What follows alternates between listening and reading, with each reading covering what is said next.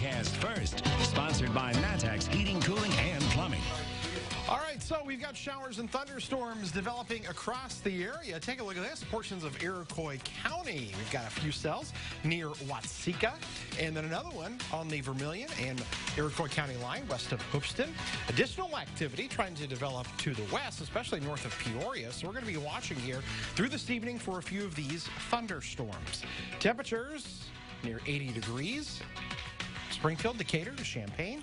Again, an isolated storm or two this evening with a far better chance of more widespread rain and storms overnight. We'll talk about the severe weather threat with those storms when we come back. WCIA 3 News starts right now. You're watching your local news leader live from our town, Arcola. This is WCIA 3 News at 6.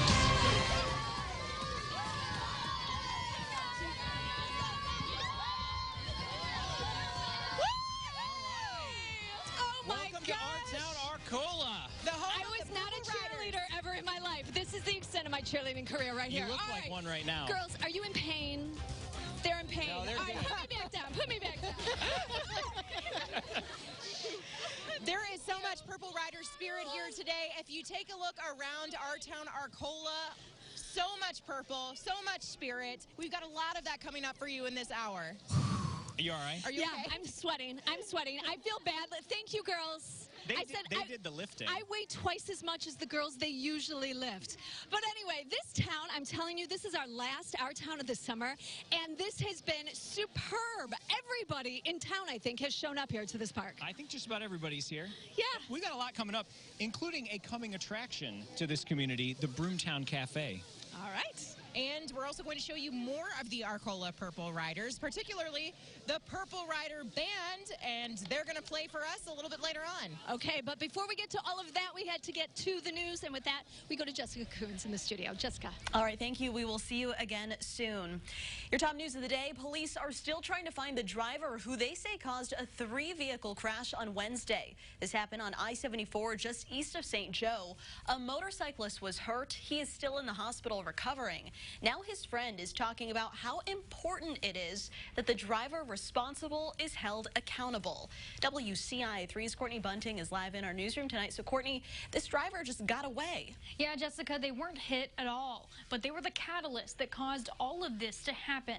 They tried to pass in the left lane while heading in to a construction zone. Well, that forced the vehicle behind them to slam on their brakes. And behind that vehicle was the motorcyclist. And behind the motorcyclist was another vehicle who pushed the motorcycle into the vehicle in front of it. Police say the unknown vehicle was a black car with the body style of a Ford Fusion. It had tinted windows and there were 2 people inside. Friends of the motorcyclist say it's very important that the person who caused the accident is found.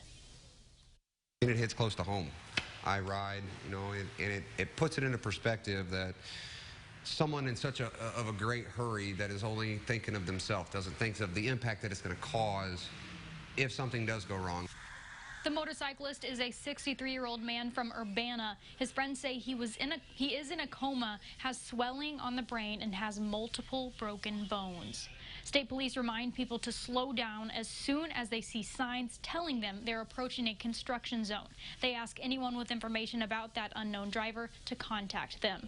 Live in the newsroom, Courtney Bunting, WCIA 3, your local news leader. All right, hopefully they find who they're looking for. Courtney, thank you. A teenager is facing charges after a shooting in Champaign. This happened last night near East Columbia Avenue and 5th Street. Police say 2 men were shot after an argument with 19-year-old Gregory Smith. Both of those men are expected to be okay. Smith is charged with aggravated battery with a firearm and unlawful use of a weapon by a felon. Police say someone was shot early this morning in Decatur. This happened near West Prairie Avenue and North Edwards Street.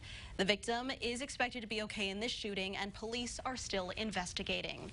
Danville police are investigating 2 shootings. The first happened last night on Chandler Street. Police say a woman told them she ran toward the hospital after she was shot in the back.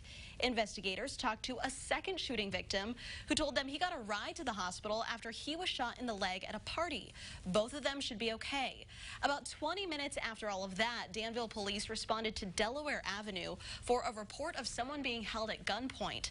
A 23-year-old man had been shot in the shoulder and he had a deep cut on his head. He told police he was beaten with a gun, held by two men wearing masks. He was also taken to the hospital. Almost 100 U of I officers learned how to better respond to active shooters this month. ALERT is the national standard for active shooter response. Each officer completed a 16-hour course over 2 days. This is the first time every U of I officer will have the same training, and they say being on the same page will help in the future. Well, historically, we can look and we see that these events do happen. It's not unheard of, and some of them can get very ugly very quickly. So what we're trying to impress on officers is the speed and preciseness of their responses to these events. This is the first time this training has been done in the area. The FBI's Springfield office presented the course. Today, the State Fair opened its gates to people who work to keep you safe. It was First Responder Day. Police officers, firefighters, and EMTs got in for free.